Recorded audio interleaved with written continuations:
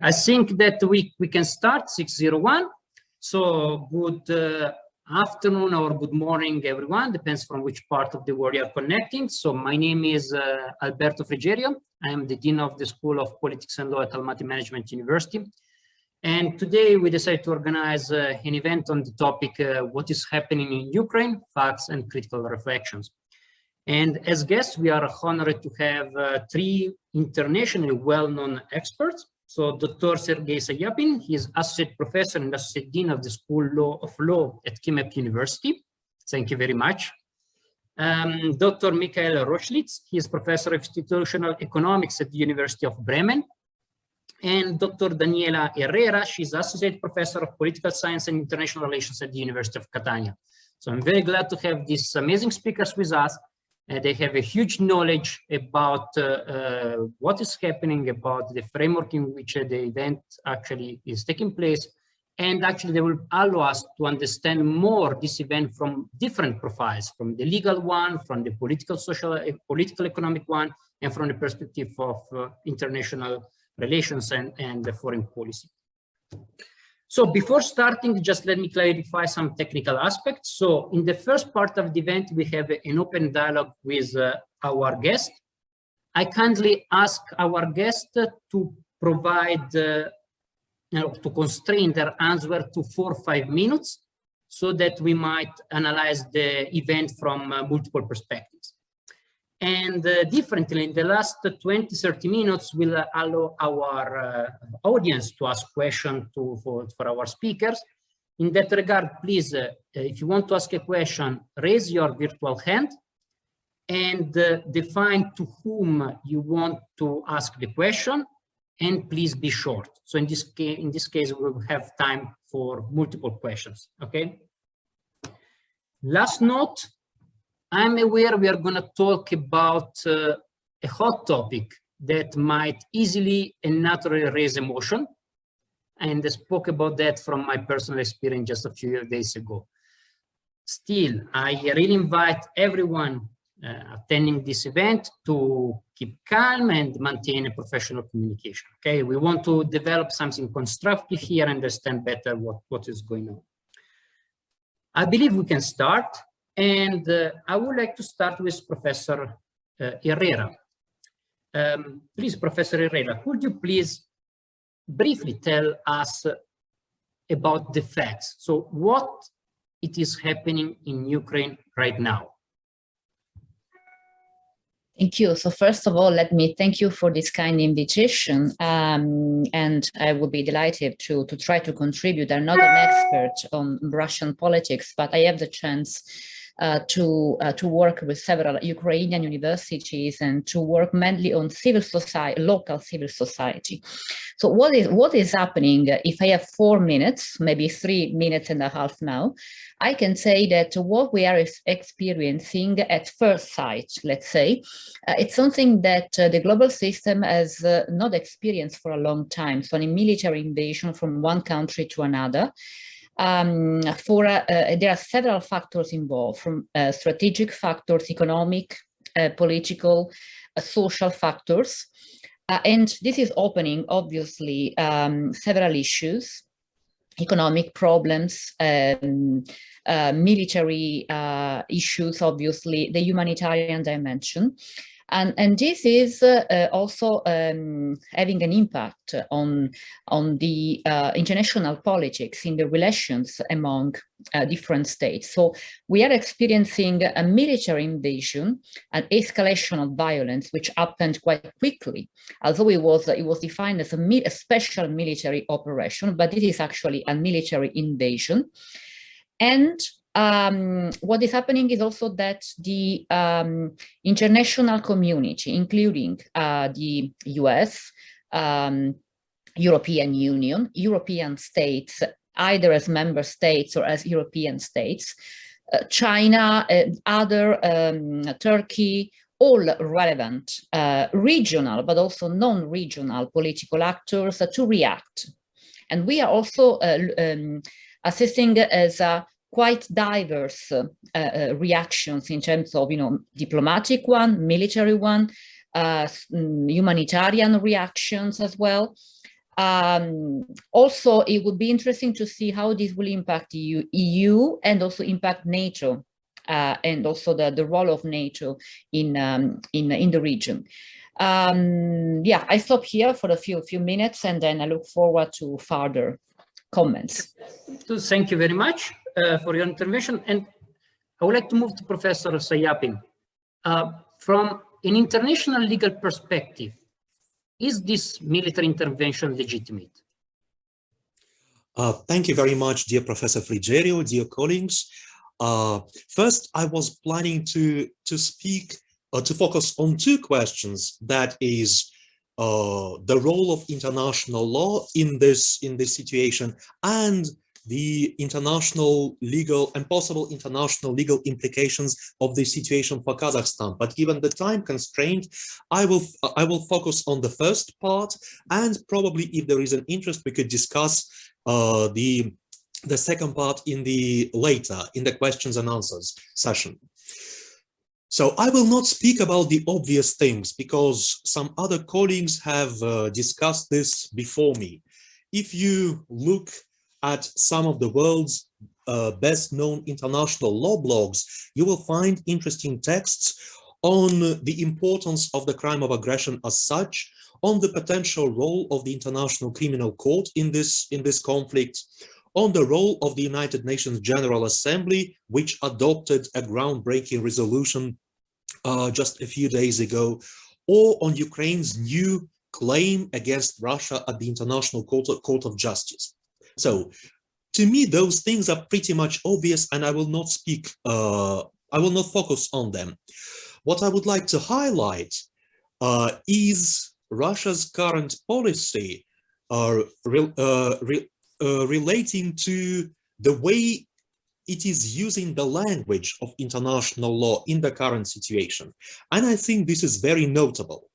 I will give you a few examples and hope to show that Russia does consider international law as being relevant, but in its own way, in particular, in that it is consistently distorting some of the key concepts of international law which apply to this situation. So, first, as you remember, on the 21st of February, President Putin signed 2 decrees on the recognition of the so-called Donetsk and Luhansk People's Republics. The texts of both decrees are essentially identical. They refer to the expression of will by the respective peoples. They call for the establishment of their diplomatic relations with the Russian Federation and the conclusion of treaties on friendship, cooperation, and mutual assistance between the Russian Federation and the respective parties. And very importantly, the treaties, if you call them this way, commit the Russian Federation to ensuring the peace support function in the respective territories. Please note, until the conclusion of treaties referred to in the previous paragraph, that is, until the conclusion of treaties of friendship. On the very next day, on the 22nd of February, the United Nations Secretary General Antonio Guterres called Russia's rhetoric a perversion, I'm quoting, a perversion of the concept of peacekeeping, end of quote. He also said explicitly that, I'm quoting again, when troops of one country enter the territory of another country without its consent, they are not impartial peacekeepers. They are not peacekeepers at all. And so President Putin's reference to peace support functions was a mockery of international law because it was meant to be exercised only until the conclusion of treaties with both separatist territories, which happened one day after. And this made the alleged peace support functions the shortest of their kind in history. So peace support functions simply cannot be that short. Another example I'd like to give you concerns the use of the concept of self-defense. In his televised address of the 24th of February, President Putin mentioned self-defense as a justification for the special military operation, which was to begin on the same day. He supported his argument by an explicit reference to Article 51, Part 7 of the UN Charter. However, please note that unless he misspoke and meant not Part 7, but Chapter 7 of the UN Charter. He technically referred to a non-existent provision of international law because Part 7 of the UN Charter simply does not exist. If President Putin did mean Article 51 of the UN Charter, he must have misinformed his audience by not mentioning that the exercise of the right to self-defense in the sense of Article 51 requires the existence of an armed attack against a member of the United Nations. And obviously, Russia itself has not been a victim of Ukraine's armed attack. Moreover, even if Putin wanted to claim that his new allies, the Donetsk and Luhansk People's Republics, had been the victims of Ukraine's armed attacks in the past, he might still not invoke Article 51 of the UN Charter because those republics are not members of the United Nations. The next example I'd like to give you concerns the key notion, this special military operation. Notably, President Putin has euphemistically referred to Russia's attack against Ukraine as a special military operation. Please note that this concept simply does not exist under international humanitarian law. Under IHL, international humanitarian law, the proper terms would have been war or international armed conflict in the sense of Article 2 common to the 1949 Geneva Conventions. However, obviously, Putin could not use any of these terms because the term war sounds aggressive and it would not have been approved by his supporters. And the meaning of the technical legal phrase international armed conflict may not have been understood by some of them at all. In turn, a special military operation sounds more positive, it implies a relatively short duration, and it suggests a likelihood of success. However, and I repeat again, this notion, special military operation, simply does not exist under international humanitarian law. It means nothing. My final point will concern the critical notion of genocide. In the same televised address of the 24th of February, President Putin alleged that Ukraine was engaging in a genocide of Russian speakers in both newly recognized republics. Actually, this argument is not new. Already 8 years ago, in 2014, Russia's investigative committee instituted criminal proceedings on charges of alleged genocide of the Russian-speaking population in Ukraine. And in 2018, I discussed in a book chapter why these charges were wrong in the sense of the 1948 Genocide Convention and Russia's own criminal law. In brief, the genocide does not cover linguistic groups, and therefore the invocation of this crime with respect to Russian-speaking persons in Ukraine is legally incorrect. Moreover, in accordance with the Genocide Convention, the Russian Federation has no criminal jurisdiction with respect to alleged genocide committed abroad, because such exclusive jurisdiction is limited only to the territorial states where an alleged crime of genocide can be happening, and to the International Criminal Court.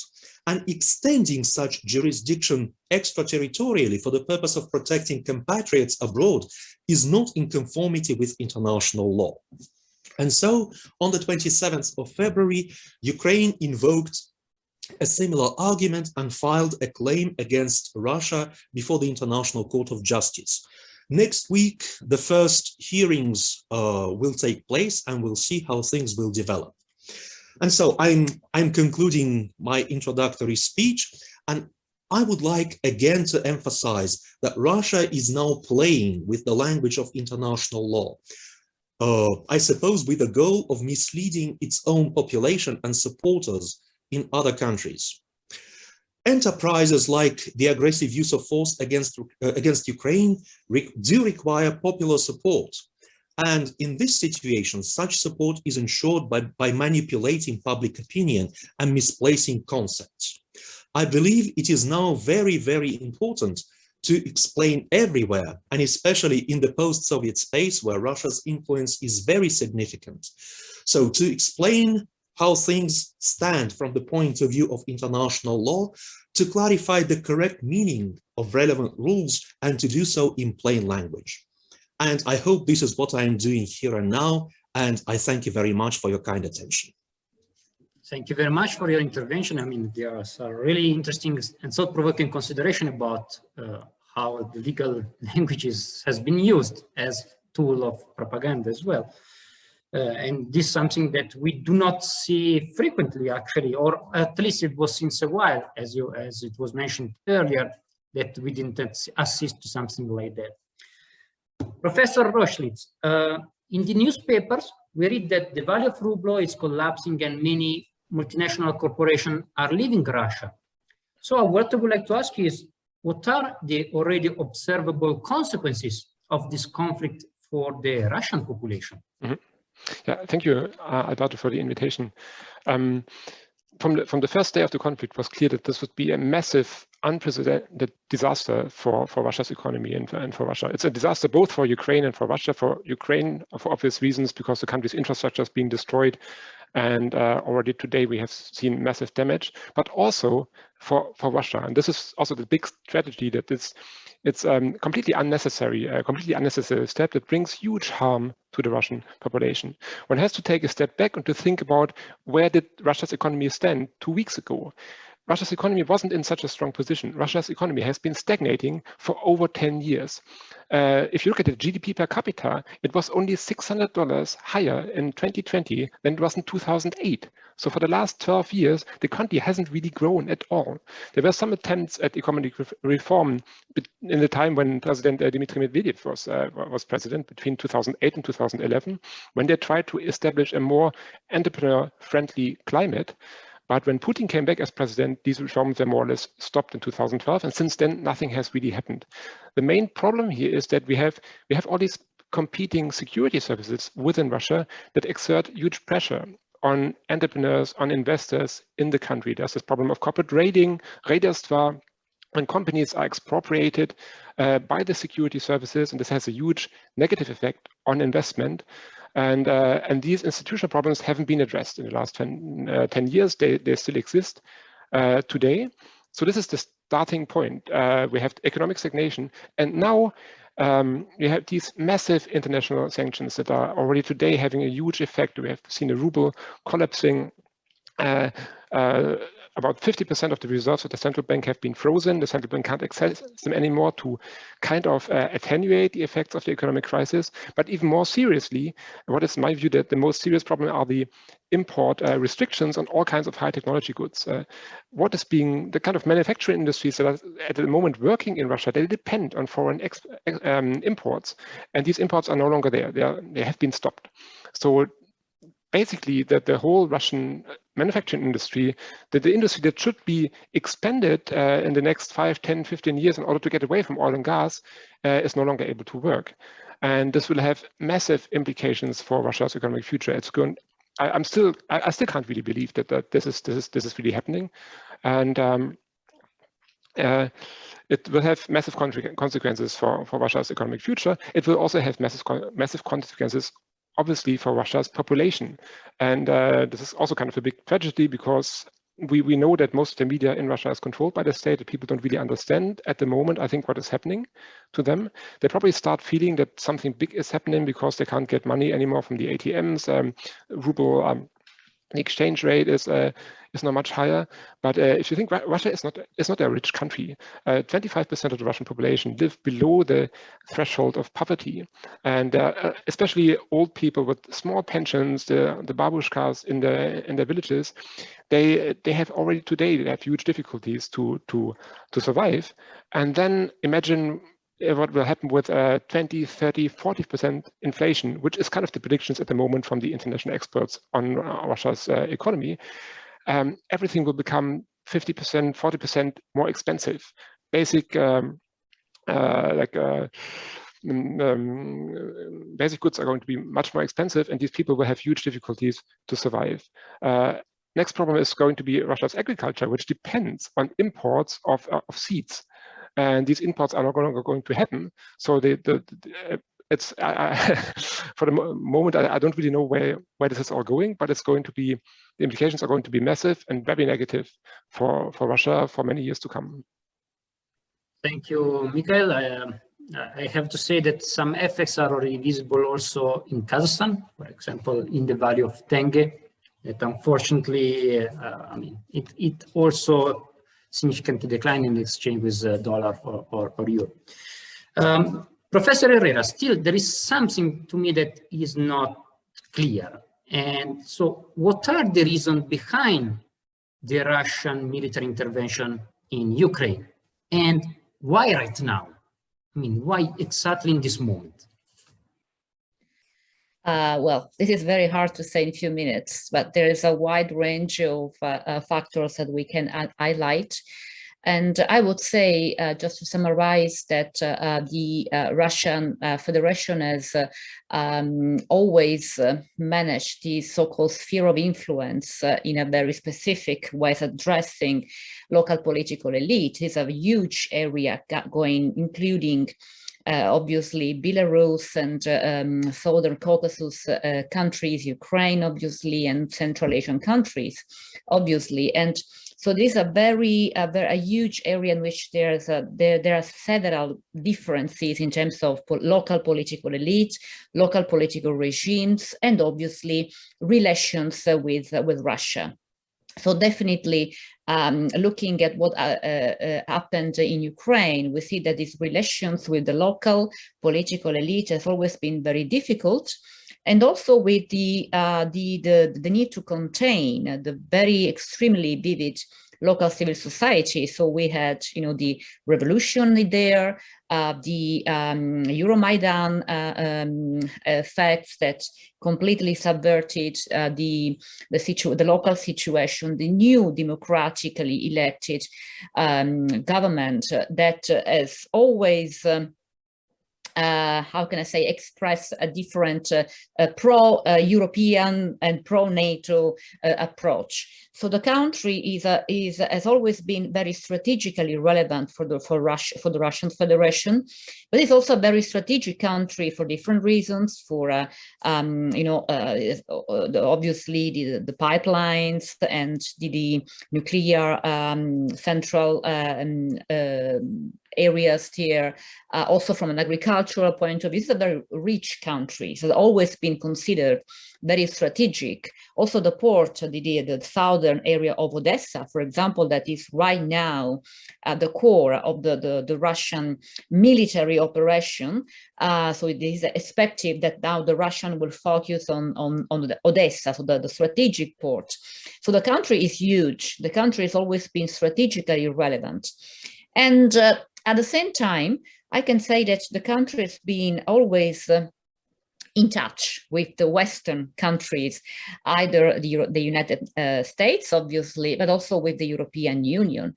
I would say that the EU has always been active in the region with the European policy, a neighborhood policy, which has offered to Ukraine an action plan based on different kinds of pillars of cooperation and investments. But actually, Putin has never been so concerned about the EU presence in the area. I mean, this is the general perception that that Putin has never been so concerned about what the EU was doing in a country. But obviously, let's say an application to NATO or the establishment or further NATO bases in a country would be obviously a problem for a major concern for the Russian Federation. It's more difficult to say why now. Well, this is not something that is happening out of the blue, because we always have to remember that in 2014, the events brought to the annexation of Crimea, and then they left military troops and the military very ambiguous presence in the Donbass region. So let's say the Russians were been always in the country since 2014. So we can say that part of the country has always since then was a conflict zone. And there was also a very gradual escalation and deployment of military troops, and some of them very ambiguous from their specific nature. So in terms of, you know, who can be labeled as pro-Russia rebels and who can be labeled Ukrainian military defense, because we know that there have been lots of battalions, lot of recruitment in various sectors of civil society, mercenaries deployed there. So this is not happening out of the blue, and this is also something that sounds very, very well prepared. What can be said, I can say that what was actually very, very unexpected is that this military escalation brought so much, you know, intervention, so much military intervention in the country in very few days, and turned into a real invasion, because probably no one expected a real invasion. So why now is still a very difficult question to be answered, but for the reasons, there are several reasons. There are obviously lots of political reasons, military reasons, strategic reasons. There is also, you know, this a way to legitimize the intervention by recalling the Russian ethnicity and the fact that there are Russian citizens to be protected in the Donbass, because we always have to remember that people in Donbass received Russian nationality, citizenship, and they became Russian citizens. So these also provided to the Russian Federation some kind of you know, political legitimation to intervene and say that they were intervening for protecting citizenship. But, and I stop here, I just say one last statement, which is also an attempt to probably to redefine the hegemonic balances in the region, and to redefine also the role of Russia towards NATO and towards the other members of the Atlantic community. Thank you very much. And Professor Sayapin, do you believe that this conflict represents the failure of the international system? I mean, one based and grounded on law, institution, and diplomacy? Thank you. Well, yes and no. It is a failure of the, to some extent, of the international institutional system, because the international institutions, which must have taken action with respect to Russia's continued aggression against Ukraine since 2014, well, have not done what they should have done. More specifically, the Security Council of the United Nations. Under the UN Charter, the Security Council is the organ of the United Nations which bears the primary responsibility for the maintenance of international peace and security. However, and Ukraine was not exclusive in that respect, the same was happening time and again since 1945, practically until the 1990s, until the Security Council's very successful reaction to Iraq's invasion of Kuwait. The Security Council was inactive in response to many international armed conflicts which happened during that time, so between 1945 and the early 1990s. How could this happen?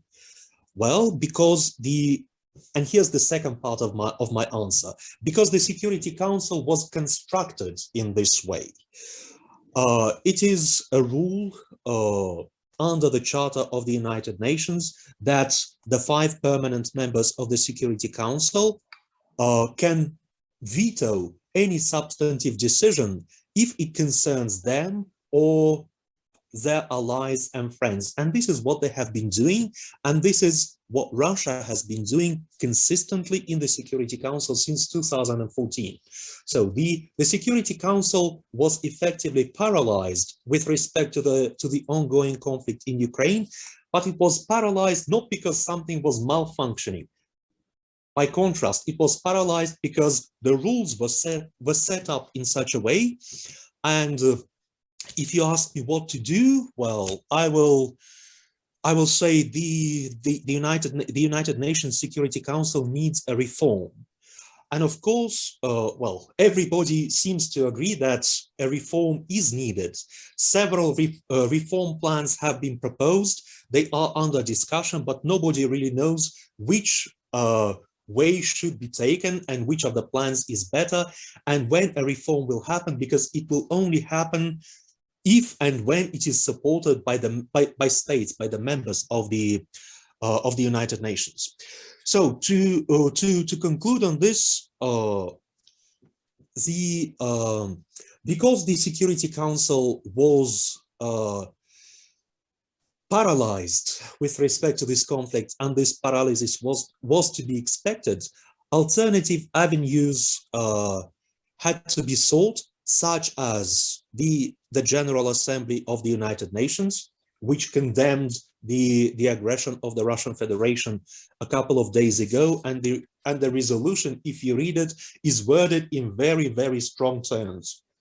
It does employ the concept of aggression, so it does not even refer to the use of force or the unlawful use of force. No, the language is very straightforward, and the term aggression is employed. It also names the aggressor country by name.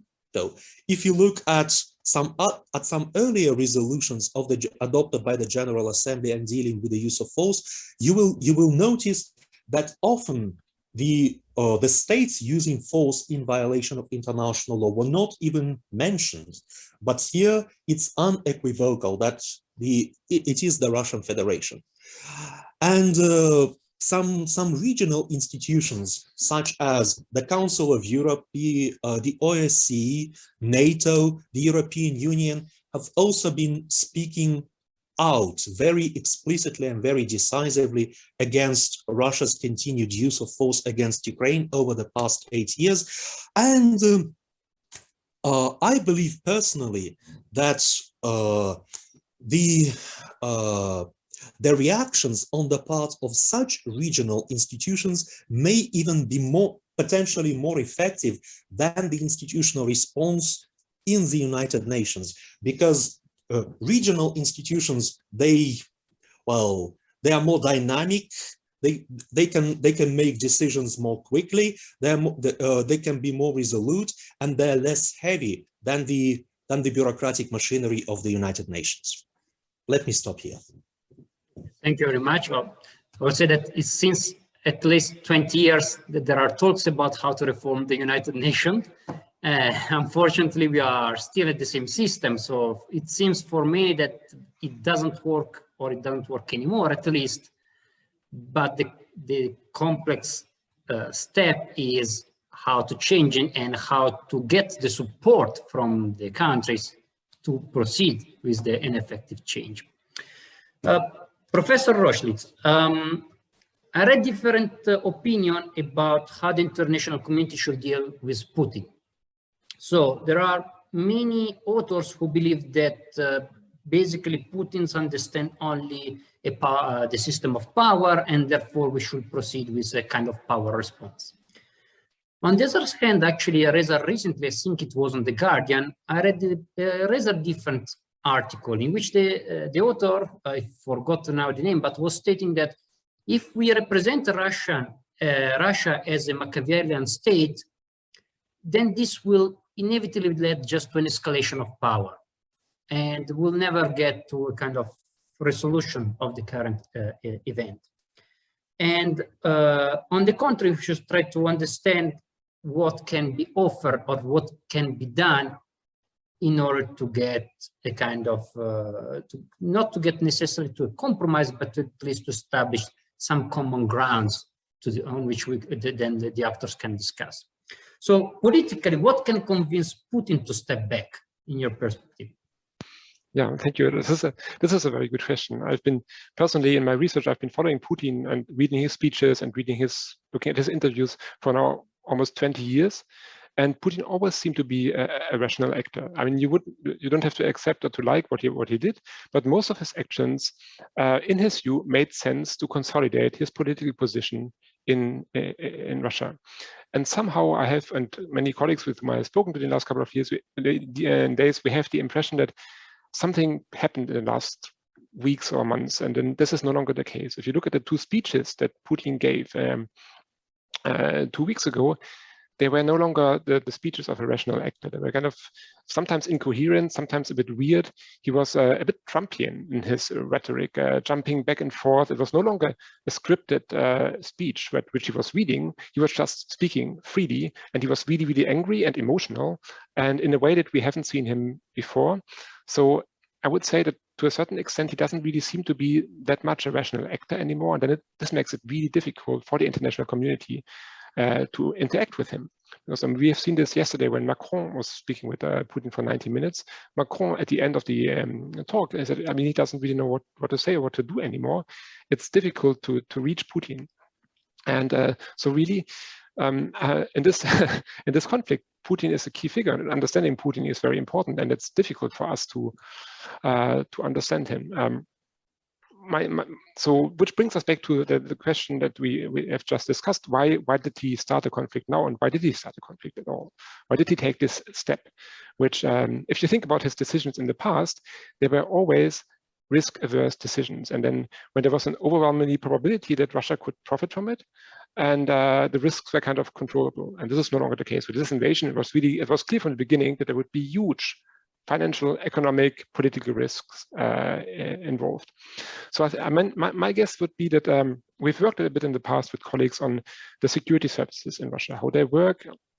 And Putin, at the head of these security services, Putin has become more and more isolated, and then the key figures which are kind of advising Putin, which are providing him with information, have become fewer and fewer over the recent years. And now it's really a small group of more or less hardliners that takes political decisions in Russia. And what might have been the case, so this is speculation, that they saw a window of opportunity, and then they saw themselves forced to act now because the West, were seeing the West as weak. There was a change in the government in Germany from Merkel, whom he respected much more, to Olaf Scholz, and the new governments, they had to find its ways. Macron was weakened because he has to face a re-election soon. Biden is being seen as a weak president, and so this could have been seen as a window of opportunity. Then if you look at the way that the Russian army works, and also the Russian army leadership, there's not really any person in my interpretation left that can really stand up to Putin or criticize him. What they've basically been doing, they've shown him new weapons that they developed in order to get like positive praise from Putin, as showing this. We have these new tanks, we have these new missiles, we have hypersonic missiles, everything is perfect, we are so powerful, our army is really very efficient. And this was kind of also the interpretation of the international expert community. If you saw the wars in Crimea, then in Syria, more recently, the Russian army seemed to be relatively professional. So I think Putin was hoping for like a quick victory in Ukraine. 2 or 3 days, the country is occupied, and then we have again like a brilliant chess move by this big chess master, and but which then wasn't the case. And then we have like this. Putin made a couple of very serious mistakes, which brought us to the situation in which we are now. First, he completely overestimated the fighting possibility and the organizational possibilities of the Russian army, and we have seen that there's a huge organizational disaster. And they don't have fuel. The soldiers are not motivated. They don't have enough. Well, there was no planning for a large-scale invasion of a country with 45 million people, not at all. And so now we have, for 2 or 3 days, we have this long line of 70 kilometers of tanks waiting and standing in front of Kiev. If only the Ukrainian army had some more like heavy military hardware, they would have been able to completely destroy this column of tanks, which is basically a sitting duck, and which can't defend itself. So he overestimated the fighting possibilities of the Russian armies. He massively underestimated the fighting possibilities and also the motivation of the Ukrainians, and he also underestimated the willingness and ability of the West to finally stand together and to react. And I think he expected economic sanctions, but he didn't expect at all this massive, very fast and very consolidated move that is already now crippling Russia's economy. And having said all this, I haven't really answered your question. What could be the next step? Because the West is is running out of options. The last economic option that is still there on the table is that we cut every oil and gas, all the oil and gas imports from Russia. And but this is kind of the last option that is there, and then there's no other option left. So what can you do? I mean, you can't really intervene militarily, because on the other hand, on the other side, there's an actor who is no longer rational, but who has nuclear weapons, and who made it clear that he wants to use these nuclear weapons. So it's a difficult question, and I don't know to what extent we really have an answer to this question at the moment. Thank you very much, Michael. I will also say that maybe he overestimated the power of narrative of Russia and underestimated the one of Ukraine. We didn't expect actually that how the facts were presented and how Ukraine actually was able to somehow to spread around the world a message of help actually got so successful. It's got actually in the hearts of many people around the world, primarily due to the capacity actually to reveal what was going on, and also to show that they were somehow resisting beyond probably any expectations so much and so well in front of such aggression. Professor Herrera, I would like to move to the geopolitical consequences of this event. So what we might expect from a geopolitical perspective? Okay, thanks. I would like just to add a very brief comment to what you have just said right now on the underestimation of the Ukrainian reaction. I would say that as a scholar of global civil society, which is at the core of my own research, I would say that we usually, we as a scholars and policymakers mainly, usually underestimate the relevance and impact of civil society organizations, actions or mass protests, because it is something that we have seen in several parts of the world, in several regions, even in Central Asia recently, as we know very well, in Belarus, and in Ukraine as well. And also in other parts of the world before and even during the pandemic, and even now. And this are not just temporary events. Sometimes there are very, very important social phenomena that should be understood, clearly understood, and the impact may be absolutely relevant. And this is also something that it also deals with the question that you have just asked me, what we can expect. Obviously, this is very unpredictable.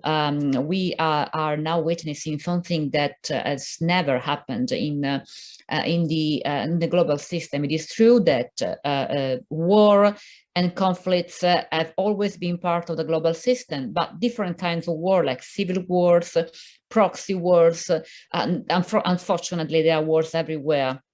And also other kinds of wars like frozen conflicts or conflict zones, or just read a comment by Aurora Diaz-Zuluaga, and that's absolutely true. I don't know if I was a person using the word complicated, but if I was, surely it was just because these conflict zones obviously produce lots of casualties and wounded people and a humanitarian dimension. So first of all, we expect another humanitarian disaster, and this would be a real disaster, and we are just witnessing with our eyes.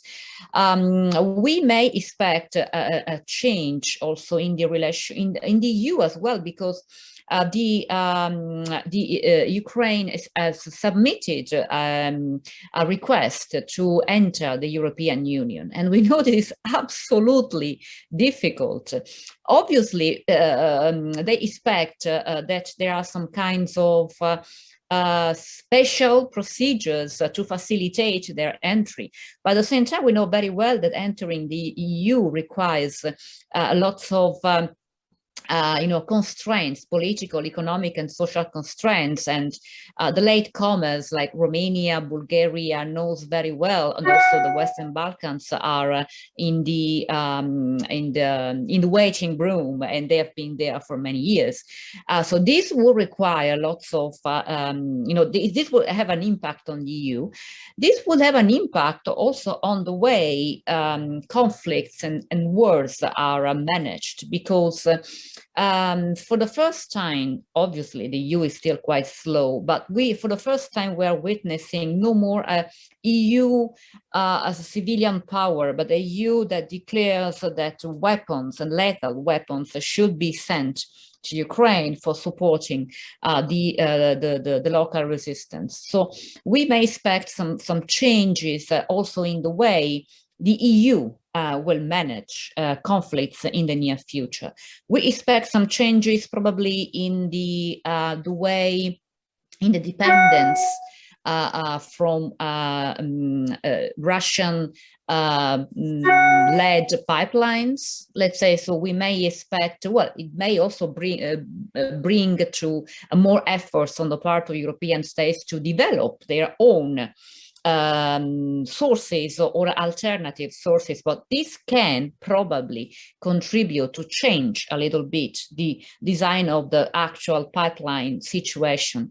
But definitely this will require, this is already demonstrating that it is necessary to reform the UN Council, to reform the NATO internal dynamics, because power relations have already changed. So we see that the relations between Russia and the US and European countries will definitely change.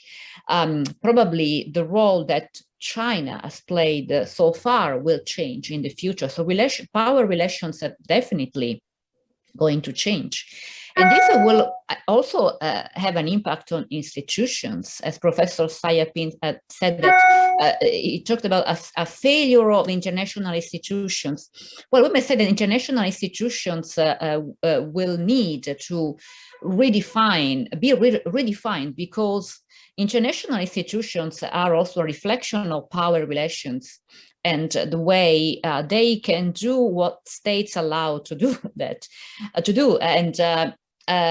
so this will definitely, can definitely produce a huge, massive change in several policy fields and in the relations among Russia and other actors. Probably, well, we cannot say if this change will be so massive or not, but for sure changes are expected. Nobody can expect to go back to the situation that happened, that was existing before this invasion, because this is a very specific, although Putin is a very rational actor, I agree with that, it's absolutely rational. There's no madness, no foolish attitude in this. But still, this is, you will have to consider the responsibilities of this huge action. Yeah, this is what I wanted to say. Thanks. Thank you very much. Yes, I believe also that, I mean, this is a kind of an event will produce a rather extensive change in the international system. Which one and to which extent we still have to see, but the point is that there's a kind of, it might be a sort of turning point for the international community, or at least we cannot exactly get back as the situation was earlier or before such a military intervention. Professor Sayapin, in your view, what are the conditions to build the peace process now?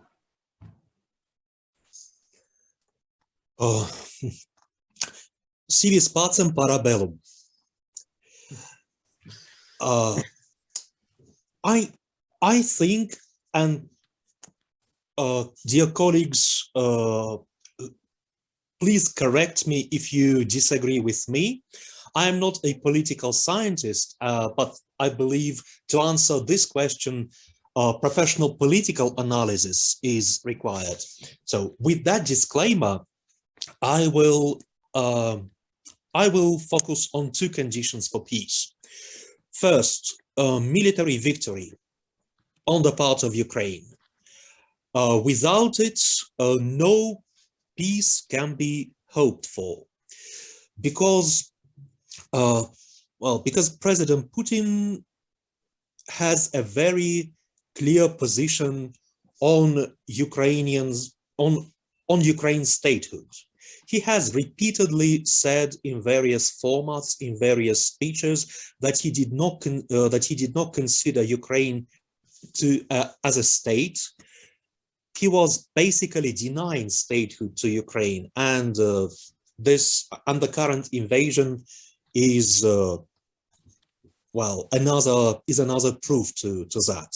So Ukraine must withstand as a state, it must survive as a state, and it must win this war. For this, of course, military support from the international community is required. President Biden has been very, very clear that NATO is not going to send its troops to fight in Ukraine or for Ukraine.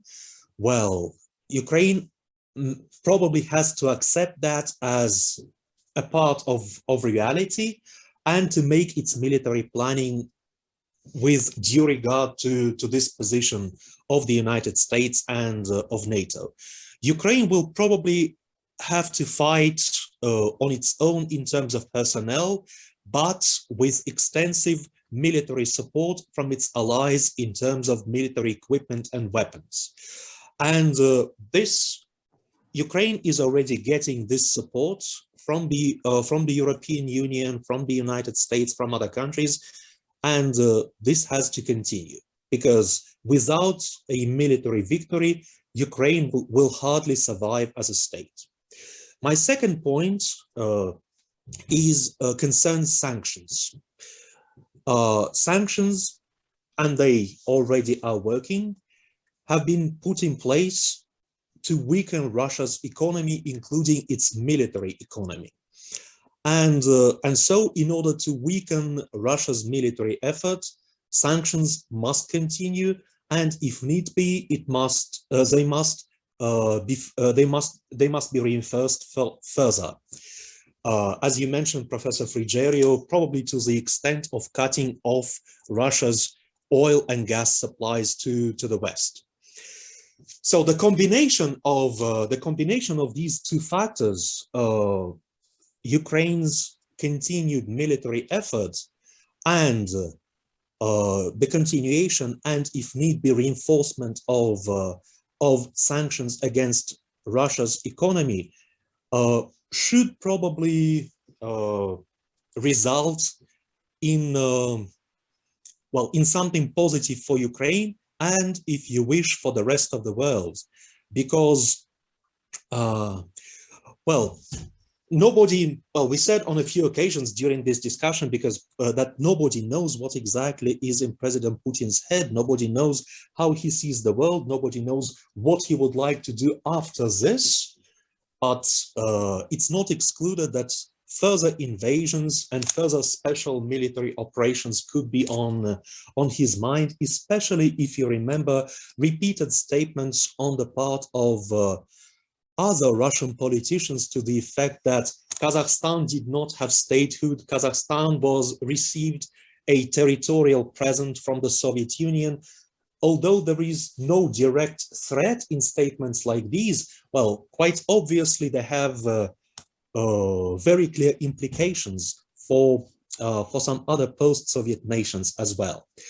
So to sum up, I hope Ukraine's allies will continue supplying it with the necessary support, and and the economic sanctions that were introduced a few days ago will continue until Ukraine prevails. Thank you. Thank you very much. And Michael, I would like from you two brief reflections on two issues. One was raised by Professor Herrera and one was just raised now by Professor Sayapin. One is about, they were talking about this accelerated inclusion of Ukraine in the European Union. Is really something feasible or something that actually has just to be excluded? It was just proposed, but it won't lead anywhere. The second one is related to what was stated now about oil and gas. So what about the future of energy security in Europe? Because we know the impact and the relevance of Russia for the whole European Union. Yeah, thank you. These are two good questions. I think they're somehow connected because what they're speaking here is these are both things that are kind of unprecedented and will probably require unprecedented solutions.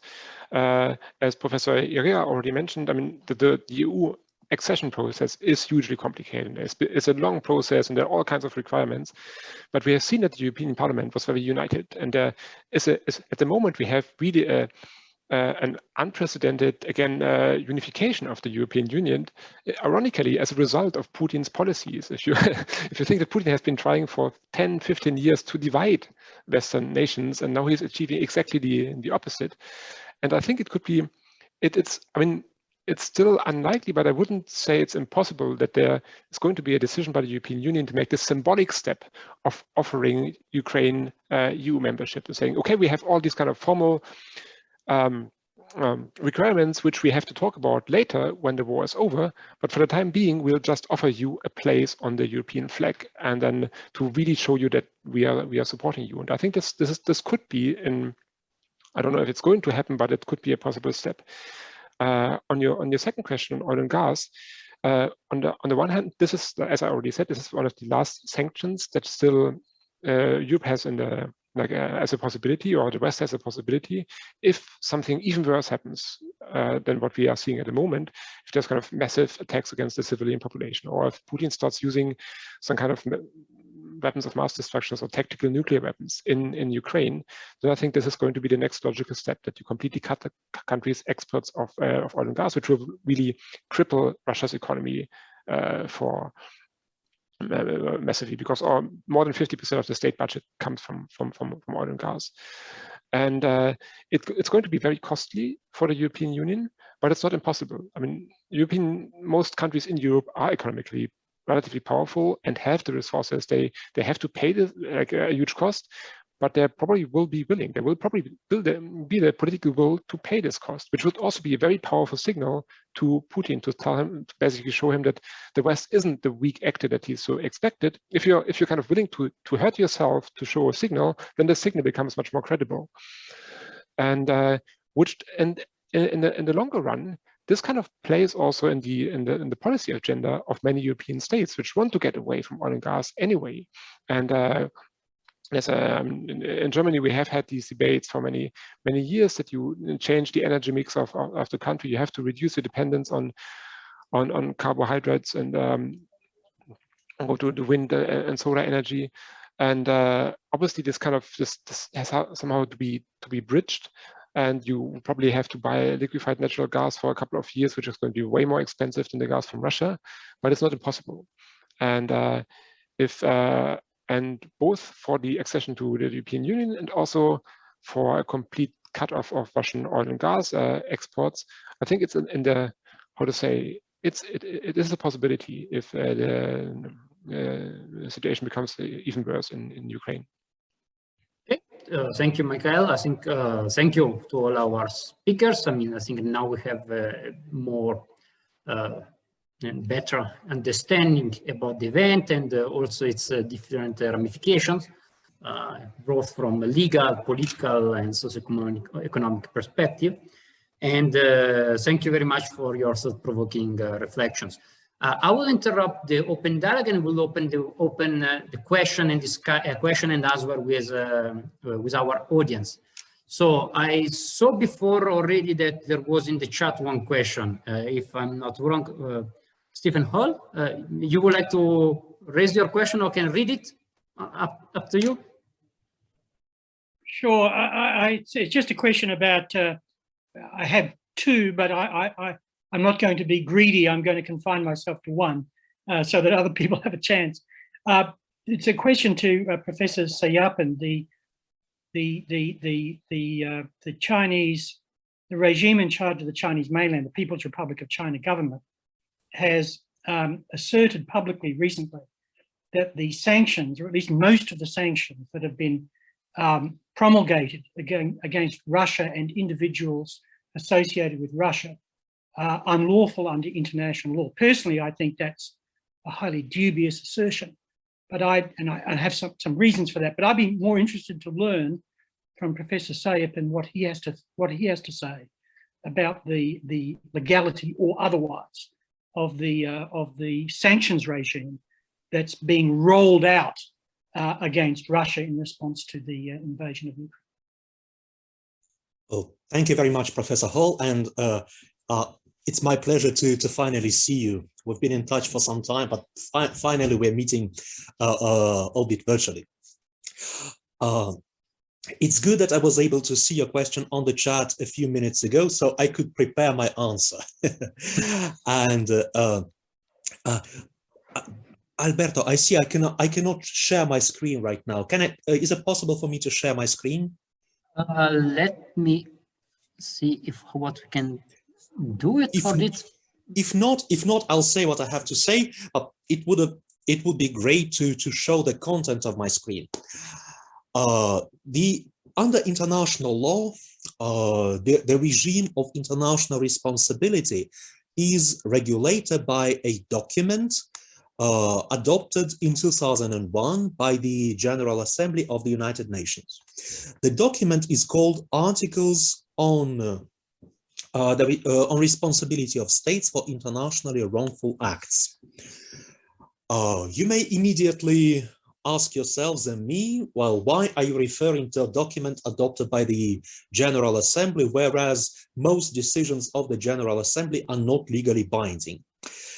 The fact about this document is that it was developed by the International Law Commission, an expert body of the United Nations, and promulgated by the UN General Assembly as a reflection of, and thank you, I see that now I can share my screen. Yes. Thank you so much. It was promulgated as a reflection of customary international law, that is, law which applies in relations among states on the assumption that they recognize the binding nature of the respective rules. So, the Articles on Responsibility of States for Internationally Wrongful Act contain this chapter 3, which is very concise, but very important for our purpose. Chapter 3 deals with responsibility for serious breaches of obligations under peremptory norms of general international law. It follows from this chapter that some rules of international law are so crucial, so fundamental, that if they're broken, responsibility for the breach must be particularly serious. In particular, under Article 41, states should cooperate to bring to an end through lawful means any serious breach within the meaning of Article 40. And if we look into Article 40, we'll see that it refers to a serious breach by a state of an obligation arising under a peremptory norm of general international law. The prohibition of the use of force under paragraph 4 of Article 2 of the UN Charter is one of such peremptory norms of general international law from which no deviation is allowed at all in any circumstances. And so a state that breaches such a fundamental rule as the prohibition of on the use of force must be prepared for a situation whereby other states shall cooperate in order to bring to an end through lawful means the serious breach in question. And this is what we are witnessing now. States are coming together, they are uniting in their effort to bring to an end, through lawful means, Russia's aggression. And what is meant by these lawful means? Well, if you look into the rest of this text, you will come to a conclusion that lawful means do include economic sanctions of the kind we are discussing now. Because otherwise states would be left with no means at all at their disposal to exercise any influence on the conduct, on the behavior of a delinquent state. So obviously lawful means do include economic sanctions, unilateral or collective, and in accordance with Article 41, the effect of the sanctions must be the end of the unlawful situation. So under Article 41, sanctions may and should continue until Russia's aggression has been brought to an end. Moreover, in accordance with the next paragraphs of the same article, no state should recognize as lawful a situation created by a serious breach in question. That is, no territorial changes brought about by this armed conflict should be recognized as lawful. Theoretically, if Ukraine's former president Yanukovych is brought back to Ukraine and instituted as Ukraine's legitimate president, that should not be recognized by the other states. And finally, this article is without prejudice to the other consequences referred to in this part and to some further consequences that a breach may entail under international law. You may ask yourselves, what does this mean? It means, in particular, the individual criminal responsibility of people who commit crimes related to the armed conflict. The prosecutor of the International Criminal Court, Mr. Karim Khan, has already announced that he would launch an investigation into the crimes committed during this new phase of the armed conflict between Russia and Ukraine, in particular into war crimes and crimes against humanity. And this may result in, among other things, in the criminal responsibility of liable individuals in the future. So to conclude, Professor Hall, I also think that the opinion concerning the illegality of the introduced sanctions is dubious. I agree with you. Thank you very much. Thank you very much for such great explanation. I agree with all of that, but I had different reasons, but I'm also quite happy to adopt Professor Sayapin's reasons as well.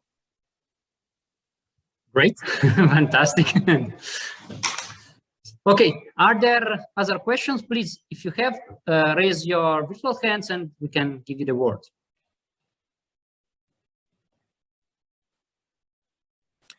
Yes, please. So my question basically concerns the role of China in the situation, the current situation. So so the absence of the impositions of the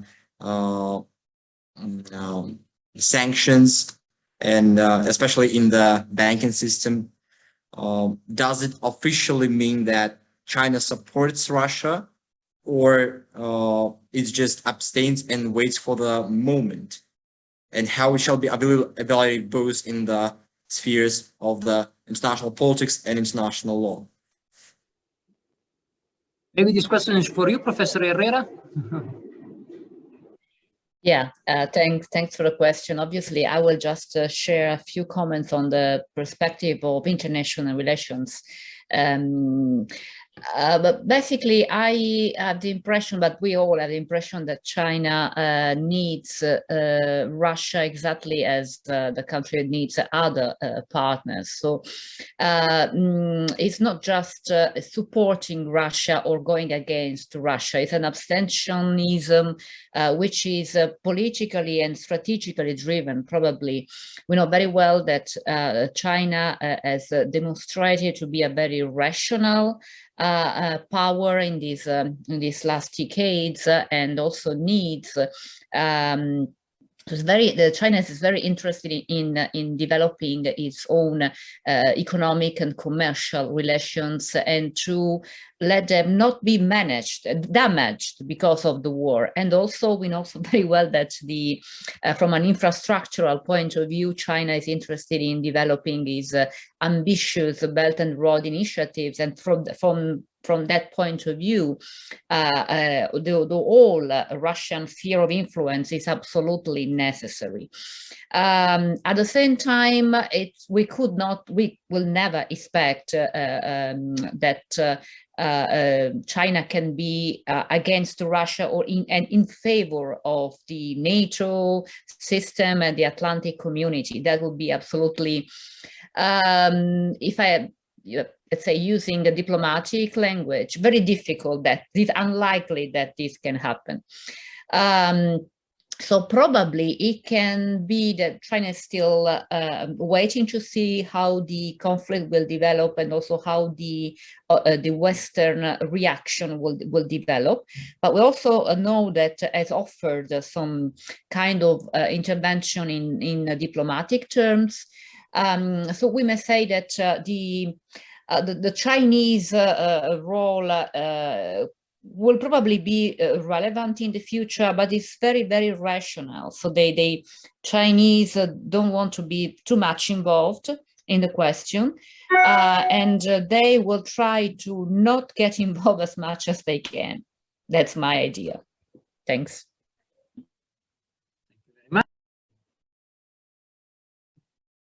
Okay, sorry, yeah, please. I ask a question. Just my name is from Almaty Management University. So thank you, everyone.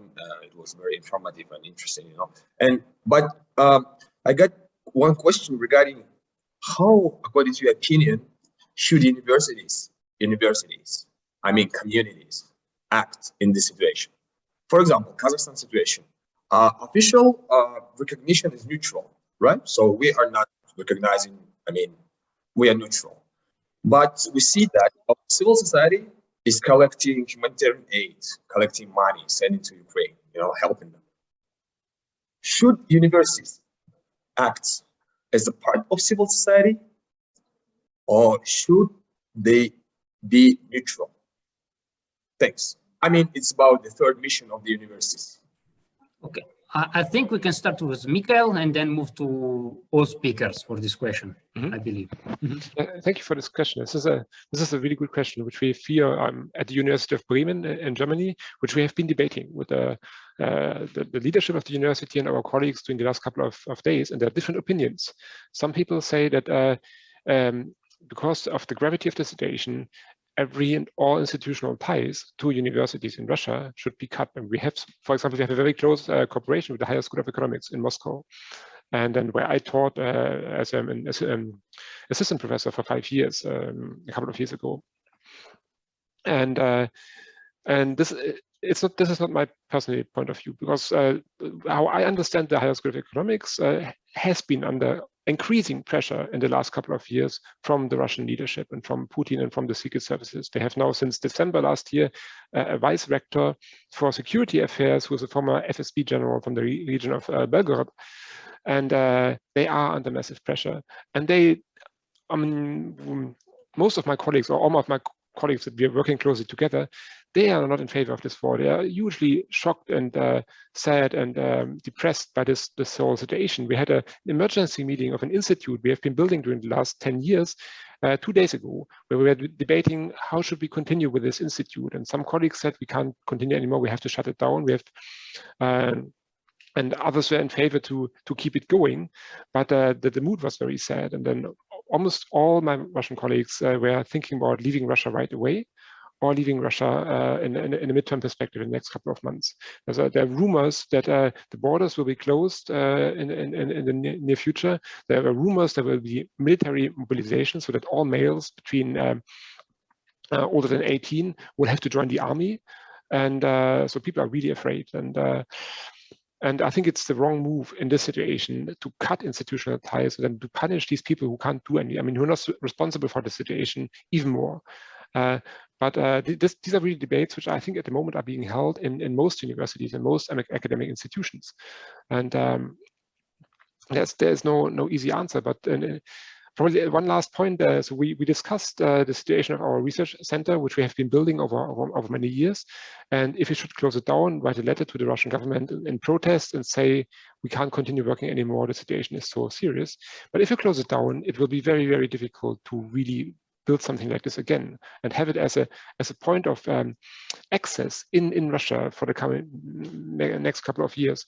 And Russia will always be there. It's a huge country. We have to understand how Russia works. So we also have to have people who study Russia inside Russia that can provide us with access and information and data to study the country. And we don't want Russia to become another North Korea where you can't, basically, where you can only speak with refugees that tell you about their experiences in the country. So in my opinion, it's important that we keep cooperation up as long as this is possible, and that we keep an active role as universities to keep these things open. Professor Sayapin, your view?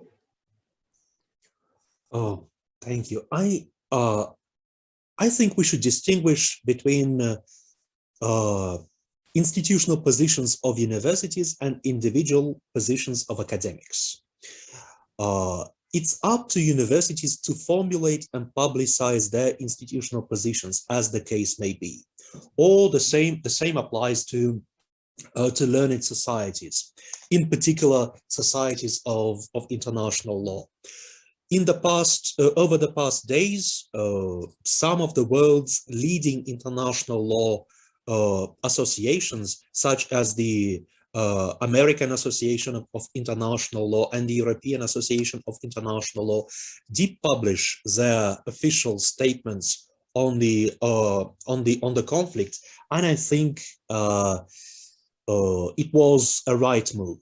On the other hand, for example, the Asian Society of International Law has not yet made a public statement, and as I know, if a statement will be made, it may be made not on behalf of the Asian Society, but by the president of society. So already here a different approach is there.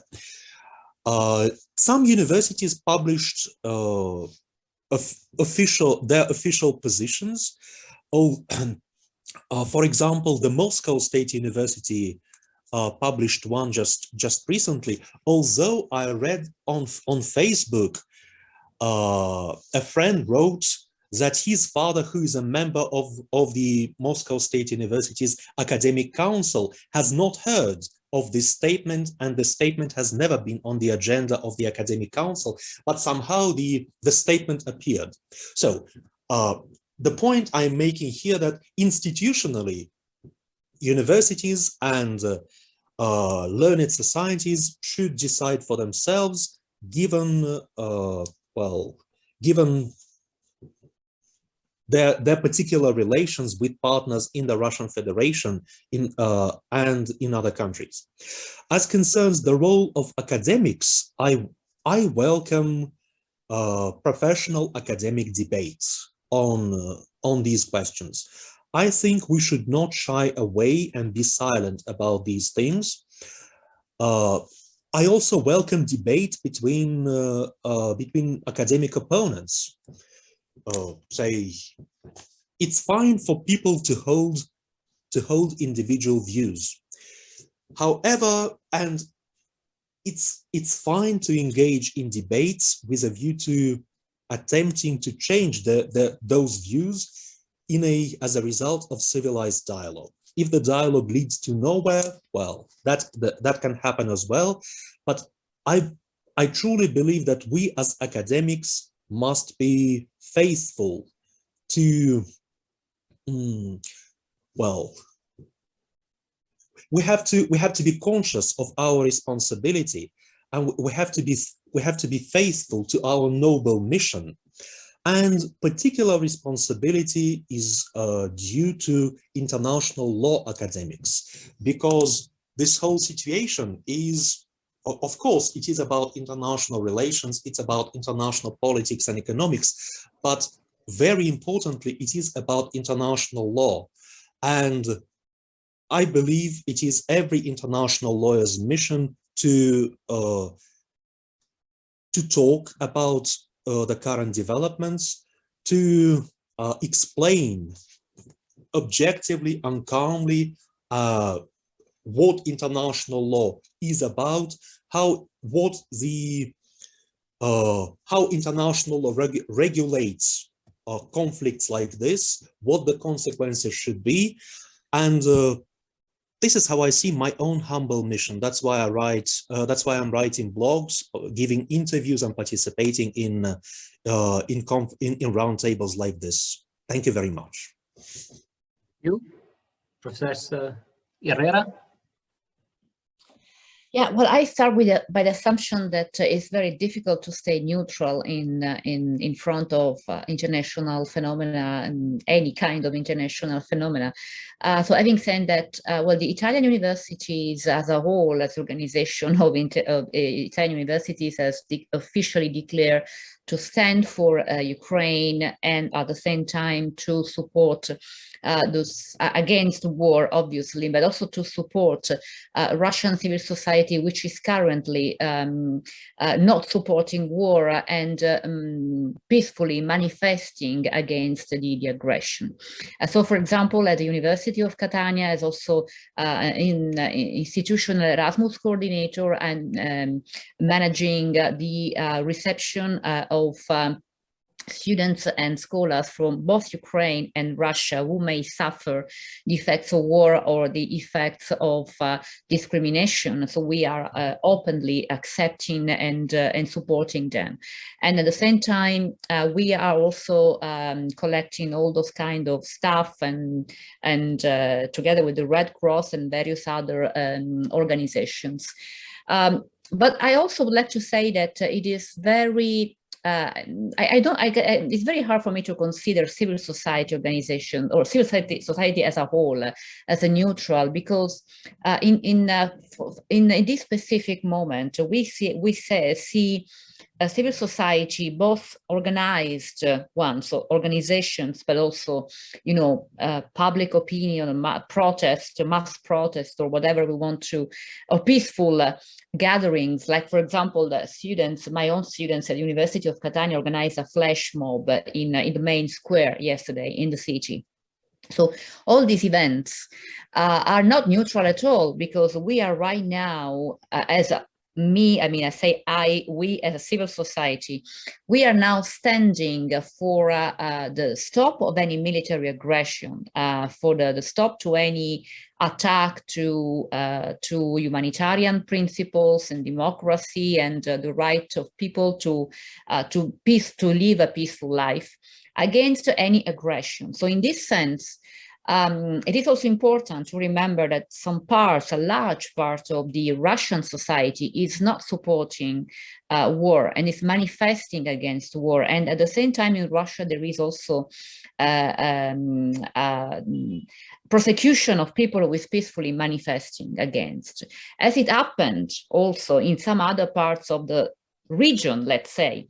And it is something that we need to highlight, because this is not neutrality. It's impossible to be neutral.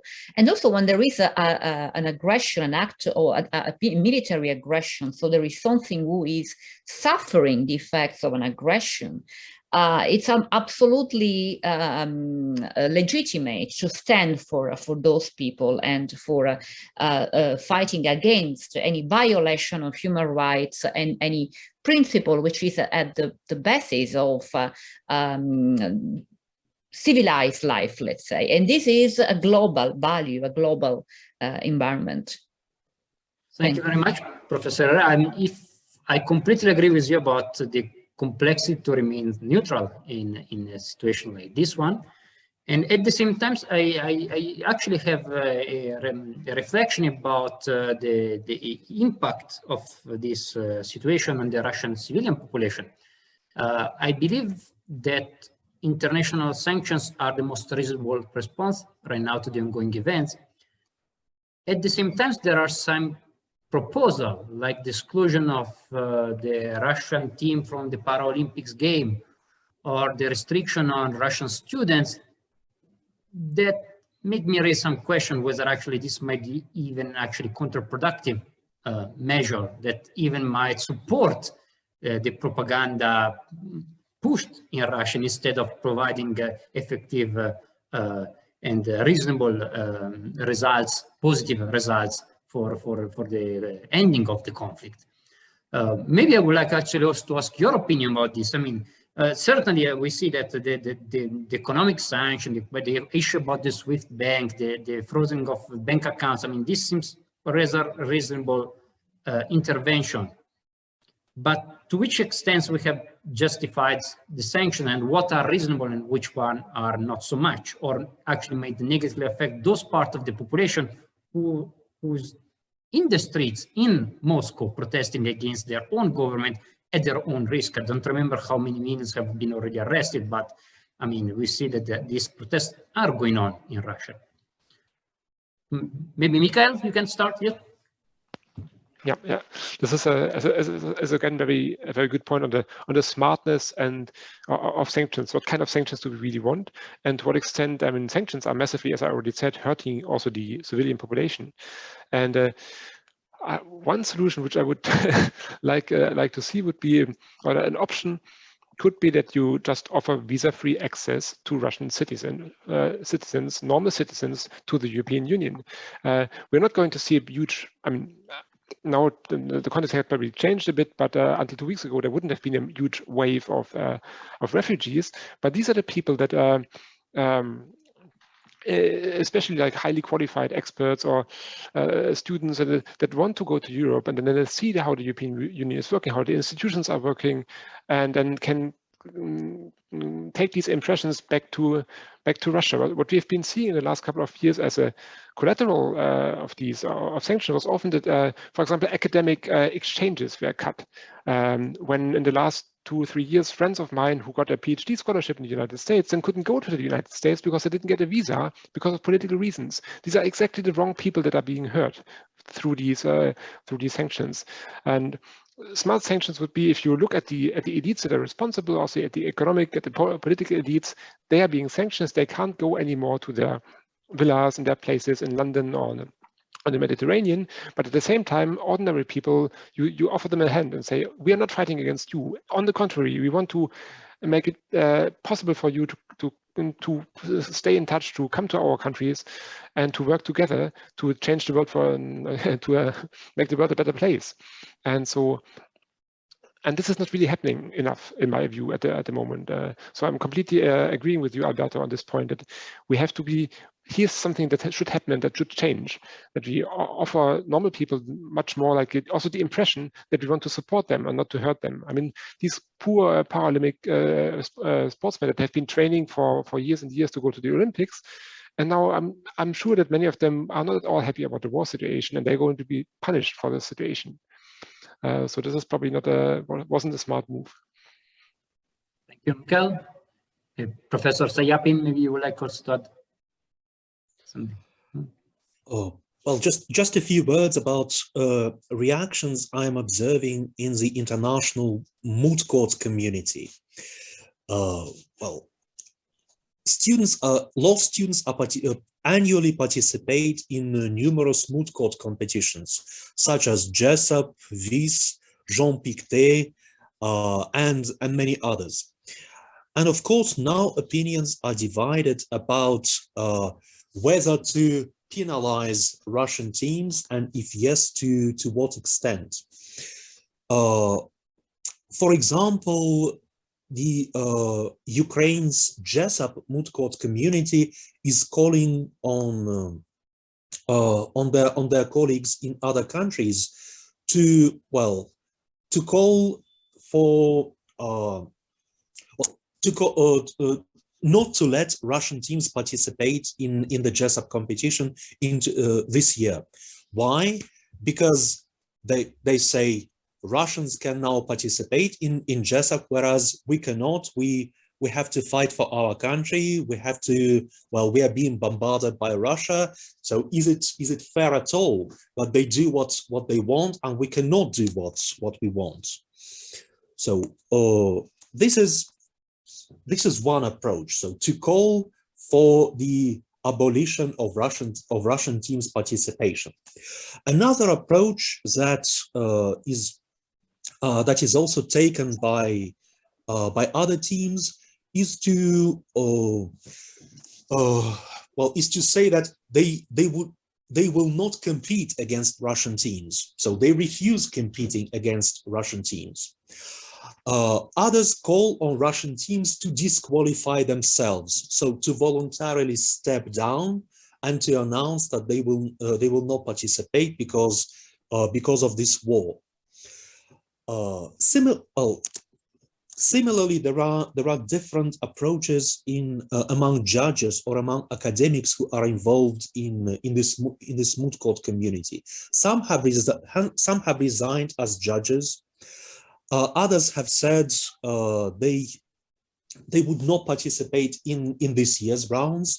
Or take the example of Professor Alain Pelé, who's been Russia's counsel before the International Court of Justice for many years, and he published an open letter on Igil Talk, the blog of the European Journal of International Law, to the effect that he will that he resigns as Russia's counsel before the International Court of Justice, because in his opinion, one can support the position of a state where the position, well, can be argued for, but in the case of such a blatant violation of international law, well, there's nothing to argue about, and the case would be so weak that, well, there are no chances for Russia to win in an international litigation. So approaches are different, and I believe everyone should make his or her decision based on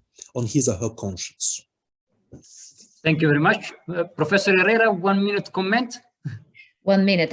Thanks. I will just remind that this is also an attack. I mean, war, but also sanctions, and what is happening is an attack to the right of children and young generation to have a normal education, because schools are destroyed. There are right now there are attacks on schools, which are targets, military targets. So this is a huge loss, and we should get a responsibility for that, and also to academic freedom.